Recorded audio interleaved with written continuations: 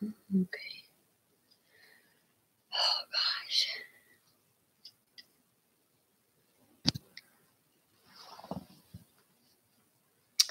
Hi, so I haven't made YouTube videos in a while.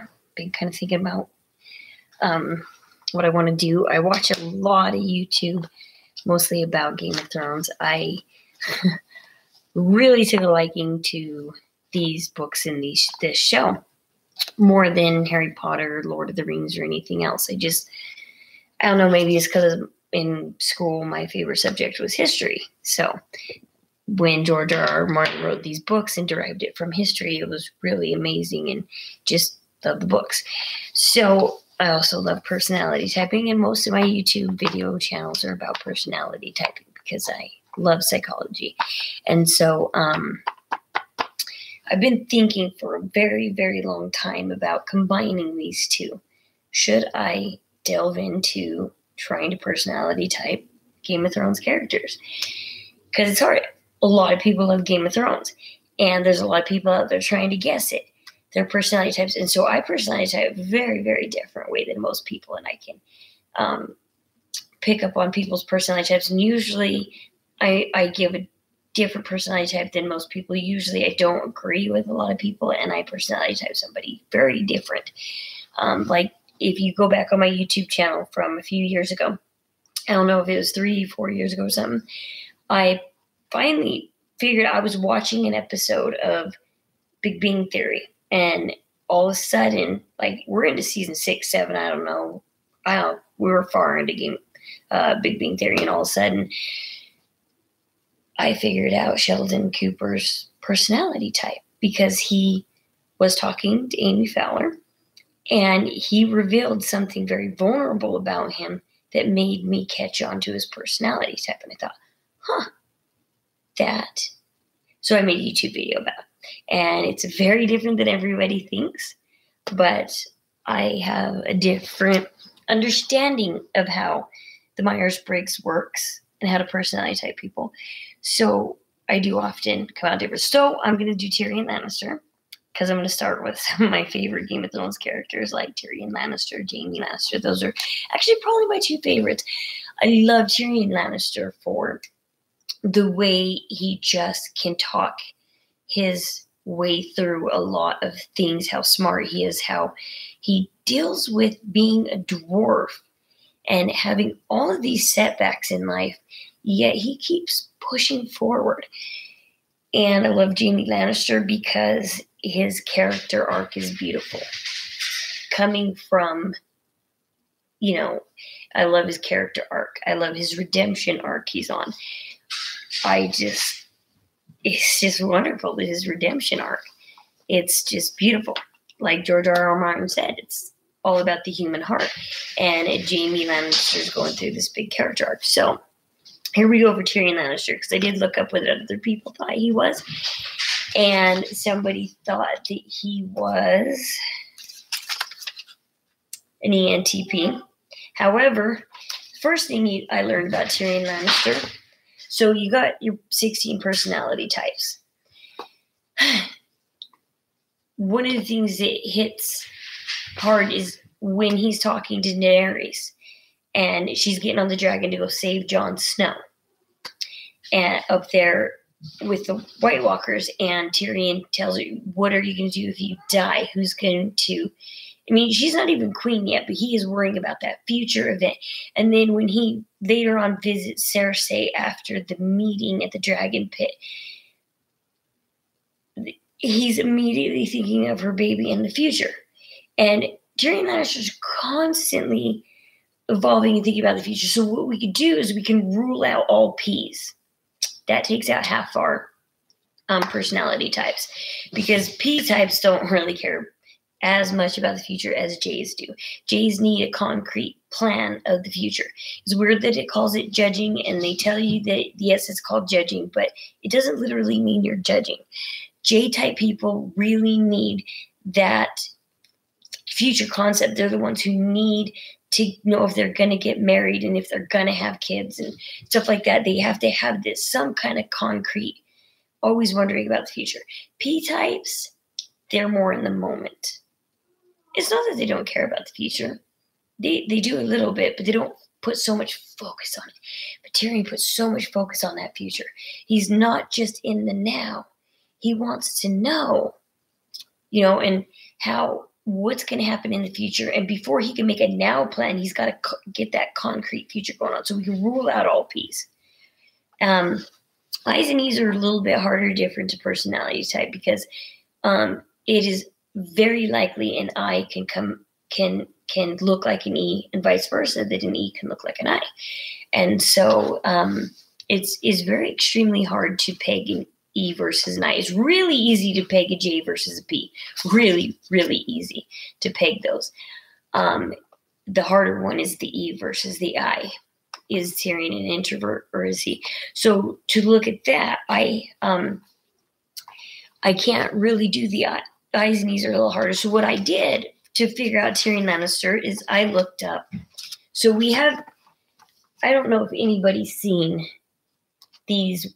There's actually wills that tell you about personality type. And this is how I personality type. I first turn to my wills. I have several different ones. So you can look at these wills. This one is the cognitive functions.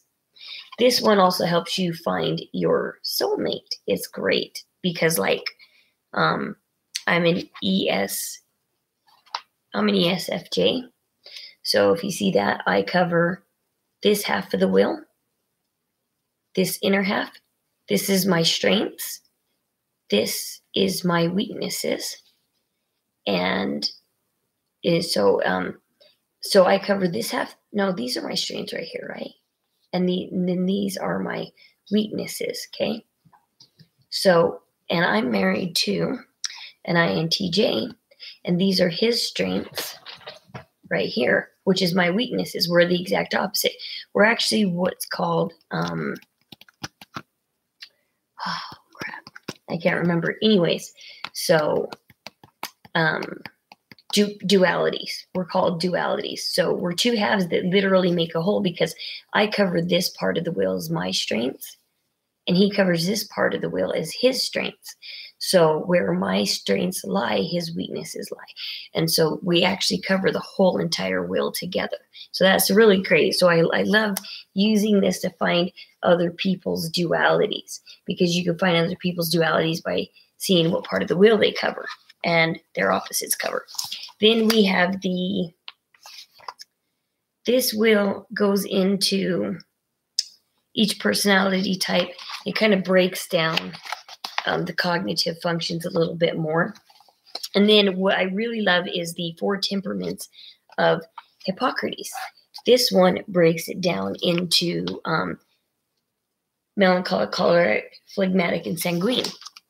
And so actually I turned to this one. So somebody thought that he was an ENTP. And ENTPs fall under the sanguine.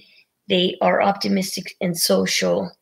And so they're social, outgoing, talkative, responsive, easygoing, lively, carefree leadership. I mean, that kind of says Tyrion Lannister a little bit, but I question the leadership role because Tyrion doesn't exactly need to be in a leadership role. He'll take it if the opportunity comes, but he's really easy. Like when they talk about how he had to do the sewers, he wasn't in a leadership role, but he took on that role. So that's fine. So I had to look at something else. I actually saw that, okay, so this is actually air. The element is air, but this one is water over here on the green wheel. So I kind of looked at the green wheel: passive, careful, thoughtful, peaceful, controlled, reliable, even-tempered, and calm. That seems more a little bit like Tyrion Lannister. So we have the 4 personality types over here, and I can knock out all the P's. That leaves me with 2. And I was already kind of thinking of an ISFJ for Tyrion Lannister. I was kind of looking at it thinking, you know what? He does remind me a little bit of an ISFJ. And so then I definitely started going through the ISFJ personality type, and it definitely fits in because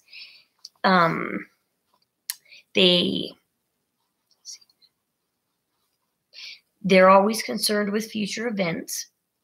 They need to be needed.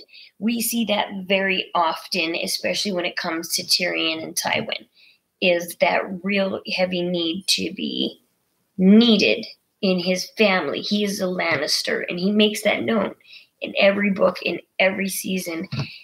The number one thing he is a Lannister, and he needs to be needed by the Lannisters.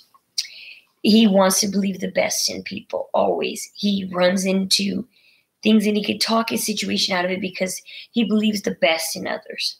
And that's what he does. Like with the Mountain Men, he believes that they could be better, that they have needs, and that they're not going to kill him. And so he's able to talk his way because he knows people. He can sense people. And see, the ISFJ and the ESFJ, they're very good at sensing people. And so he remembers, he has a very well-developed SI function. Memory. If you have a very well SI developed function, you can remember back to 2 years old, stuff like that. People who have those memories deep, deep, deep down and get impacted at a very young age and can remember it several decades later have a very well-developed SI function. Their introverted sensing function is extremely well-developed, which usually means you fall in that ISFJ, ESFJ category somewhere over there. You have to have, so basically if you have a strong SI function, your ISTJ, ISFJ, ENFJ, and ESFJ. So you're somewhere right here on this wheel. If you have a strong SI function, you're over here because it is in it is not your shadow function.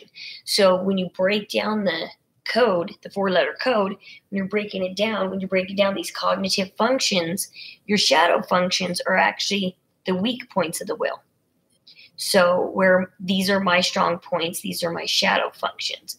So what's my INTJs is his my shadow functions are actually his main functions that he does. It's I go into it more. I'm trying to find. I just moved to this house 3 months ago, and so I lost a lot of my stuff. So I've been working on breaking down the 4-letter code, just breaking everything down, and I'm getting back into it now that we're kind of moved in and doing better. So more into that. Tyrion is an ISFJ thing. So they understand emotions of others, and you can see that very often that he does, especially when it comes to his sister, Cersei. So when he goes in to talk to her and he finds out she's pregnant, nobody knows what was said to calm her down, but he sensed these things in her and he calmed her down. And that's actually one of the strong points of the ISFJ, is to be able to sense other things and calm people down and bring them down. They may not feel at ease sharing parts of themselves. You can see that when he's playing that game with Bronn and Shay, and he doesn't want to talk about his first wife, but he ends up opening up. When you get that strong bond with the ISFJ, they do finally open up to you. And then once they open up to you, they consider that you have to be close to them, and because they finally told you something really strong about themselves. They do not feel comfortable abandoning family. You can see, oh my gosh, especially when Jaime got that spear and he's running for Daenerys and that dragon, and he says, back off, fool. He's like, don't do it. And I mean, even though he's supporting Daenerys and his brother's out there, he's still sitting there going, don't do it, and he's still got that strong bond with his family because he can't give them up. Even though he supports Daenerys, he wants them to support Daenerys. Because why? He wants to break the will. Why does he want to break the will? Why? Because ISFJs value tradition and what works. And he knows that what has been going on, secession from father to son, hasn't worked. So he wants to break the will, do a more democratic thing. Why? Because it's what can work. It's what has been proven in the past to work. And so he wants to break that will. And that's all part of being the ISFJ, is looking at those future events, breaking down what doesn't work and continuing to do what works. I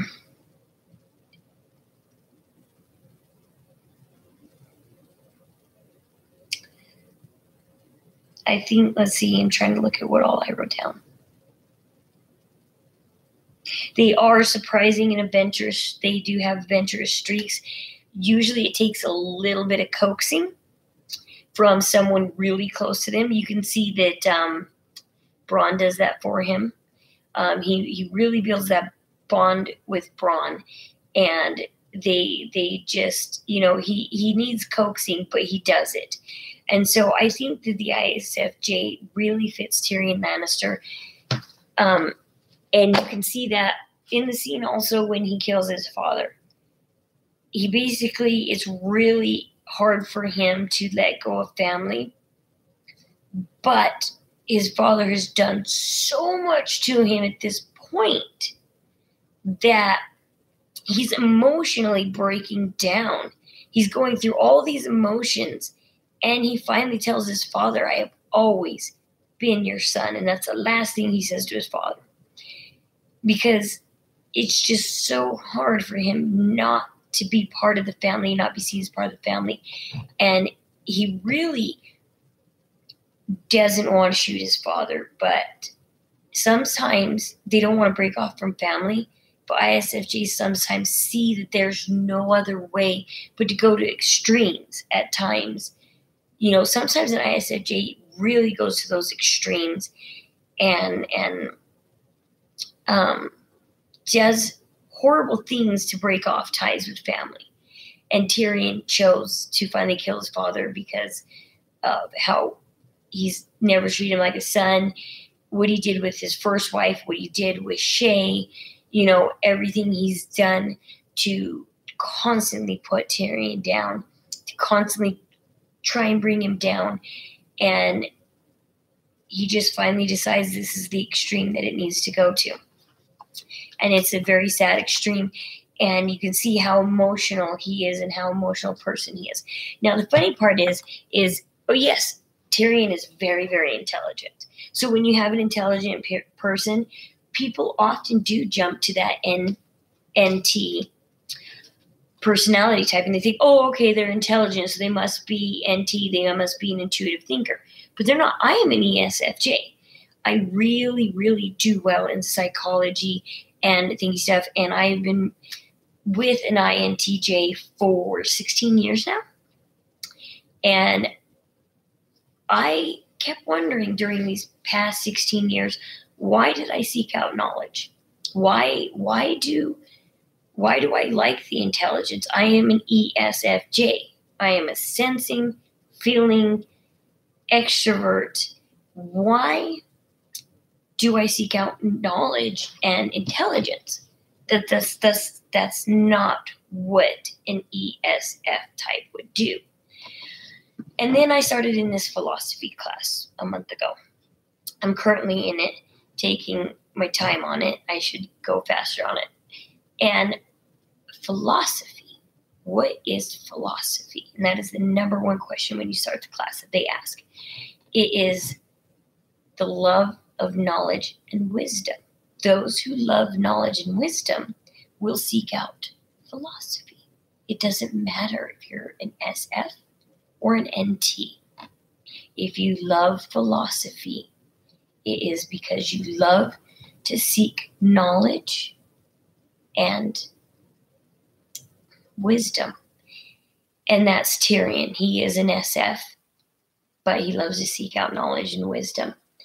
And so he's not, I get tired of people typing smart people as NTs. Like SF people are all just emotional and dumb. And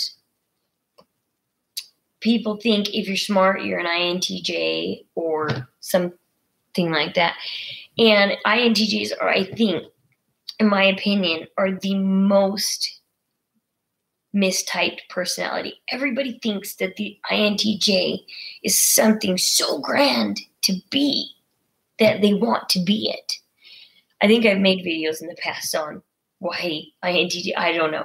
But they have their problems. Trust me, 16 years with one, I'm an ESFJ. I am a duality to that INTJ, and I have lasted 16 years and still going with that INTJ. Trust me, they have their problems. They're not ideal to be. People think they are. Well, Mr. Darcy's an INTJ, and he's so cool, and and let's see who's our famous INTJs. And so people think, oh, I'm an INTJ, so I'm so smart.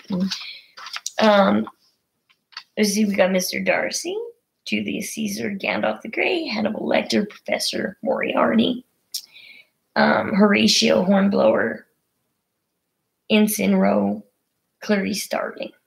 So people are like, oh, okay. NTs are very smart. But they're not the only smart personality type. It depends on who you're around. Like I said, if I had never met my INTJ 16 years ago, I probably wouldn't have had this passion in psychology, because I liked psychology 16 years ago. I've always liked psychology growing up. I've always noticed personality behavior.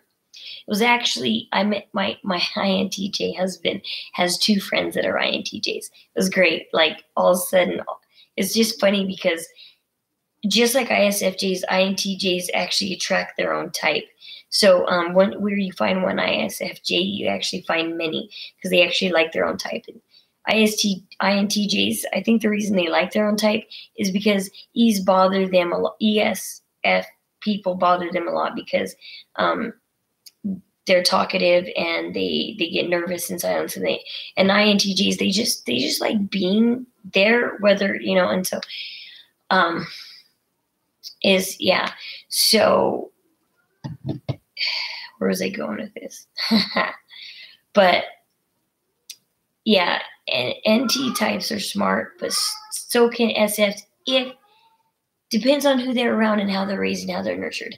Like I said, I never would have gone down this road. I don't think. I think if I had stayed with my first husband, I don't think I ever would have gone down this road of psychology and personality typing and be this strong in it had I not met that second INTJ. Because he's actually the one who introduced me to Myers-Briggs. He thought I was weird, interesting, and he had no idea what personality type it was. And so I came over to his house one day, and he gave me his laptop, and he said, I need you to take this test. Okay, well, sure, I'll take the test. When I came out that I was an ESFJ, he goes, oh my gosh, I've never met one of you guys, and that explains everything. Because I'm his duality. I'm sitting there, and he's forced to hang out with me because I'm his friend's fiance. It kills him because I'm his duality, and he's one of those who's not into his duality. He is not into being with his duality. And so he's funny because he likes me. He likes hanging out with me, but I do bother him a lot because I get nervous in silence. So, but it just depends. I mean, look at all the people that Tyrion Lannister is around. He is around Tywin. I'll have to look into what Tywin is, but I bet he gets a lot of his. Everybody talks about how Tyrion gets a lot of his smarts from Tywin, and so maybe Tywin is an NT type. I'll have to look into it. But usually SFs can strive for that philosophical personality. And you got to think about the time frame that Tyrion Lannister is living in. I mean, what is there to do? Not play video games or anything. Books. And he tells you that he has to turn to books because that's the only thing he can do, because he's not a fighter. He can't be anything else except for smart. And so this SF type is forced to be smart because of his physical ability. And so he tells you right there in season 1 why he is that smart SF type, because he is an ISFJ, forced to read a lot of books to get through life, to learn knowledge and seek out that knowledge and wisdom. So he's kind of forced into this philosophical world, but he ends up loving it. And so he gets introduced to it, and because he's a Lannister and they're at the top of their game, they have to be very political. So he's this ISFJ that's forced into this political, philosophical world that he embraces. And the great thing about Tyrion Lannister is how much he embraces everything and overcomes everything. And that is actually a really hard thing for an ISFJ to do, is to look at themselves and accept something and accept a flaw. but then he accepts that flaw and wears it like a badge. And you know, I admire him for being able to, like he said to Jon Snow in that very first episode of Game of Thrones, you know, if you wear it like a badge, then nobody can make fun of you. And I think that's one of the greatest quotes out of all of Game of Thrones that Tyrion Lannister does. So, like I told you, I watch a lot of YouTube videos on YouTube to get a lot of my info on. I've read the first 2 books, and I'm a little over a third the way through the third book. I still have book 4 and 5 to do. I need to find time to read this because I really want to get through it. So I just finished with Daenerys in Astapor, where she's deciding on whether to buy the Unsullied. So I just finished that. So it was funny because I took this book to my chiropractor's office, and he thought it was the Bible. And he said, "So you bring a Bible to read at your chiropractor's office?" I said, "No, this isn't a Bible. This is Game of Thrones." And he says, "Oh, well, that's a better Bible." Because I love Game of Thrones so much, I couldn't just get the books. I bought the big fancy set. So I had to get the Bible looking. I just love this leather bound set. So I want to give a shout out to some of the best YouTube channels. When I talk to people who watch the show but don't know the books, or a little bit of the books in the show, I tell them the YouTube channels to go to that are thoroughly researched. They do their thorough research before they make their videos. They do a really good job diving into Game of Thrones, and I watch them to get more info on characters and everything and derive things so that I can make these videos and kind of talk about personality typing. And so I want to give a shout out to my 2 top favorite. First is Talking Thrones. You're amazing. Love Talking Thrones. Your videos are entertaining. Love your voice. Gray Area. Totally love your voice. You just have it. Just your videos are great, and I love listening to you. And I love it when you read like from Maggie the Frog and you change your voice, and just everything's great. And I love that. So those are my 2 favorite channels. And then I got Order the Green Hand is really, really good at delving into the books. And Tony Teflon is very entertaining and great. And Nerd Soup does those entertaining little cartoons and stuff, and it's so fun. And, I try to look at how to make entertaining YouTube videos like that. And it's just, I don't know. So I'm just going to go with my standard talking on YouTube instead. But they're great. So Talking Thrones, Gray Area, Order the Green Hand, Teflon TV, and Nerd Soup are my top favorites if you want to get just the honest truth about Game of Thrones and thorough research. They do their research before they make their videos. They're so great. They just bring a lot of understanding to Game of Thrones. And so I'm just a huge fan of those channels. So I'll go ahead and end this video. Hopefully you guys tell me what you think about agreeing on whether Tyrion Lannister is an ISFJ. I think he truly fits that role. You can just see it. Because the biggest thing about Tyrion Lannister is he's a Lannister. And that's what he does in the books. That's what he makes himself known as. He is a Lannister. Because family is so darn important to him. He fits that phlegmatic role. And he is relaxed and peaceful. I do see him as the water type. I can see that flowing, easy water type, ever changing.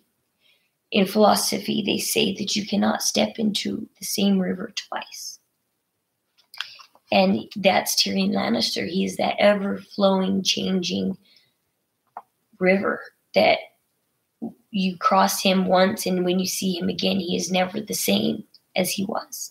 He is that water element, ever-changing, ever-flowing. And so he is thoughtful, peaceful, controlled, reliable, even-tempered, calm. even-tempered is very important for Tyrion Lannister. You never really see him losing that temper. He is even-tempered.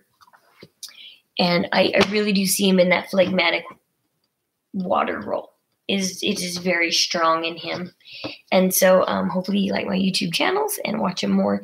And if you, like I said, if you want to know more about Game of Thrones books versus shows, Talking Thrones, Gray Area, Order of the Green Hand, Tony Teflon, and Nerd Soup. All right, thanks. Hey, bye.